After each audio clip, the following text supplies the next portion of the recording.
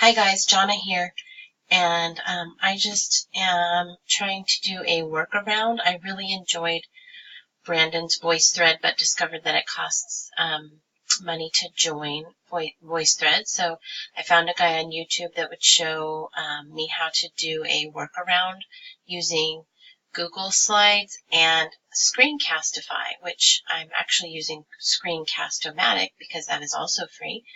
So I'm recording my voice on Screencast-O-Matic, and I'm going to embed it into a Google slide.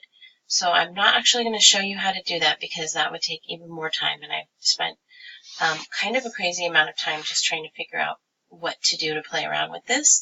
And so I decided to do something really simple, which is show you how to carve a pumpkin using Google Slides and Screencast-O-Matic and embedding that into my Google slide in the bottom right-hand corner.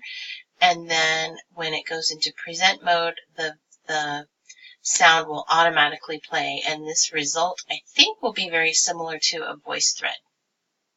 So first thing I'm just going to say is that I find a lot of really cute slide templates on slidecarnival.com, and that is free. So I'm going to pause my recording here so that it is just for the first slide.